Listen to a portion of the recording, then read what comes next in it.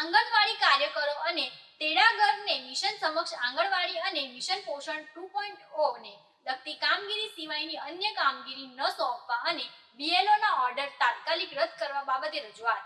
મહિલા અને બાળ વિકાસ મંત્રાલય 10 નવેમ્બર 2025ના પરિપત્રથી તમામ રાજ્યો અને કેન્દ્ર શાસિત પ્રદેશોના આંગણવાડી કાર્યકરોને મિશન સક્ષમ આંગણવાડી અને મિશન પોષણ 2.0 ને લગતી કામગીરી સિવાયની અન્ય કોઈ પણ કામગીરી ન સોંપવા અંગે સ્પષ્ટ સૂચના પરિપત્રથી જણાવવામાં આવ્યું છે। નવેમ્બર 2025 કેન્દ્ર સરકારના પરિપત્ર મુજબ હાલ ગુજરાત રાજ્યમાં પોષણ સંગમ કાર્યક્રમ ચાલુ હોય તેમજ બીએલઓની સહાયક તરીકેની કામગીરીમાં અને અમારી આંગણવાડીની તમામ કામગીરીઓ મોબાઈલમાં ઓનલાઈન લોકેશન આધારિત હોય તેમ બાળકના વજન, ઊંચાઈ, ERS, THR વિતરણ, હાજરી અને દર અઠવાડિયે પોષણ સંગમ અંતર્ગત તમામ કુપોષિત બાળકોના ઓનલાઈન વજન, ઊંચાઈ ફોટા સાથે અપલોડ કરવાના થતા હોય અને એક ઉજવણીઓ કરવાની થતી હોય પણ એ કામ કરવાનો સમય મળતો નથી। તેમાં અમને ઓનલાઈન એપ અને ઓફલાઈન રજિસ્ટરો, પત્રકો, સ્ટોક વિતરણ વગેરે કામ માટે ટાઈમ ટેબલમાં 30 મિનિટ આપવામાં આવેલ છે, જેમાં પણ મુશ્કેલીનો સામનો કરવો પડે છે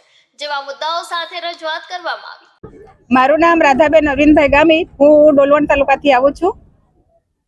આ જે કામગીરી છે બીએલઓની તેમાં શું તકલીફ પડી રહી છે અને શું માંગ છે તમારી? અમારી એવી માંગ છે કે જે બીએલઓની કામગીરી અમારે કરવી જ છે અને આંગણવાડીની કામગીરી પણ કરવી જ છે, પણ એટલું બધું અમારા પર દબાણ નાખી દીધું છે। હાલ અત્યારે તમે જોવા જાવ તો મારી જ પરિસ્થિતિ તમને કહું તો હું એક આંગણવાડી ચલાવું છું અને મને ચાર્જમાં પણ બીજી આંગણવાડી આપી છે।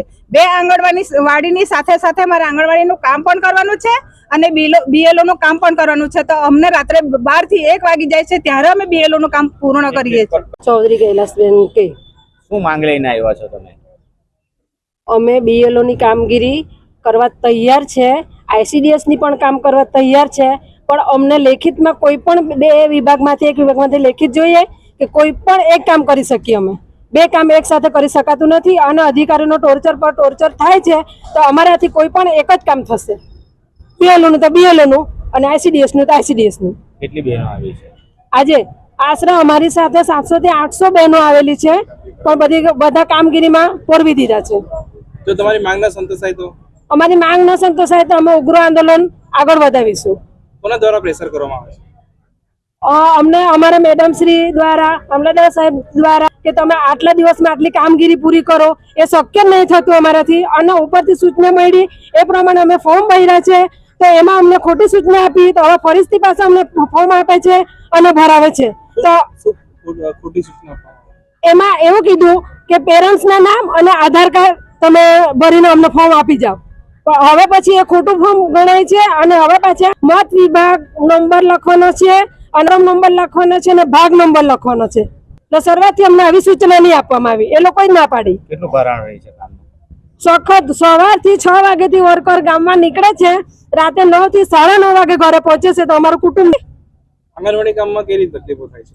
આંગણવાડીના કામમાં અમે 9 વાગ્યાથી કેન્દ્ર ખોલીએ છીએ, ત્યાંથી અમારે 3:30 સુધી અમે કામ કરીએ છીએ અને ફક્ત ને ફક્ત અમારા માટે 30 મિનિટ જ 21 થી 22 રજીસ્ટરો લખવાના છે, એ અડધી કલાકમાં અમારાથી થતું નથી અને એ રજીસ્ટરો પણ પાછા ઓનલાઈન કરવાના છે। અમારે ઓનલાઈન ઓફલાઈન કામગીરી બેવ કરવાની છે અને વચ્ચે કોર્ડિનેટરો અમે નીચલી કક્ષાએ એક જ વર્કર બેન કામ કરે છે, ઉપલી કક્ષાએ 5 થી 6 કોર્ડિનેટરો છે। દરેક કોર્ડિનેટરો અલગ અલગ માહિતી માંગે, તાત્કાલિક આપો, કઈ રીતે શક્ય છે?